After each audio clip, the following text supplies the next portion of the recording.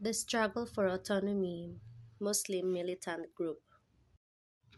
The objective of our report is first is to introduce the key Muslim militant groups involved in the struggle for autonomy and their objectives.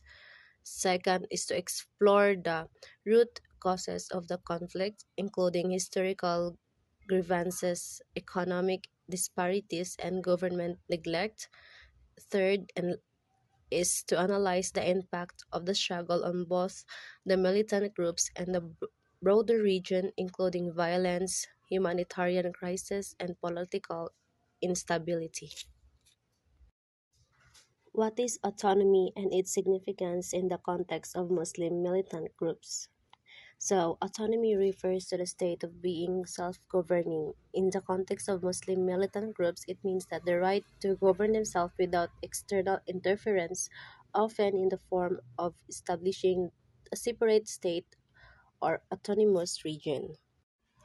The struggle for autonomy among Muslim militant groups in the Philippines is rooted in the historical and political factors. The Spanish colonization of the region and subsequent American rule led to the marginalization and discrimination of Muslims. These historical grievances, coupled with ongoing economic disparities and government neglect, have fueled the desire for autonomy among Muslim separatist groups in Mindanao. The major Muslim militant groups involved in the struggle for autonomy. Muslim militant groups. Moro National Liberation Front (MNLF), founded in 1973, the MNLF is one of the oldest Muslim separatist groups in the Philippines. It has fought for autonomy and independence for the Moro people of Mindanao. So Moro Islamic Liberation Front (MILF), established in 1978. The MILF is another major Muslim separatist group. It has sought to establish autonomous region in Mindanao. Abu Sayyaf Group (ASG), a smaller, more radical group known for its kidnapping and bombings. The ASG has been linked to various terrorist organizations. The primary factors driving the struggle for autonomy Muslim militant groups.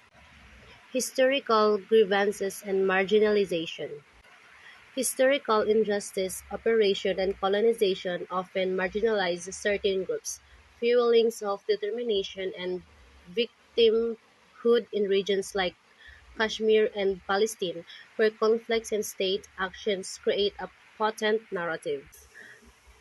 Economic disparities in regions with high poverty, unemployment, and underdeveloped fuel disenfranchisement and recruitment into militant groups, particularly in Southeast Asia and the Middle East. Religious and cultural identity.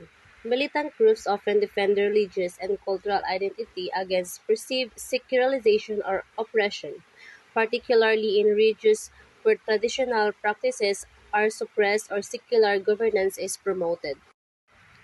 Government neglect.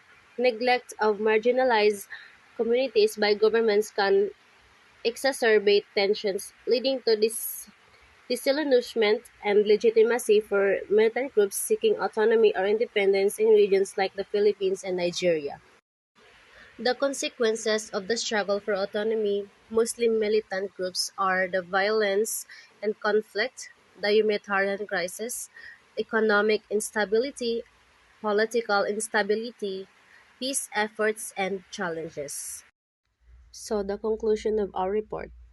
The struggle for autonomy among Muslim militant groups is marked by complex dynamics involving historical grievances, governmental responses, and the role of international mediation. To foster peace, a multifaceted approach that includes addressing root causes, promoting exclusive dialogue, and ensuring local governance participation is essential.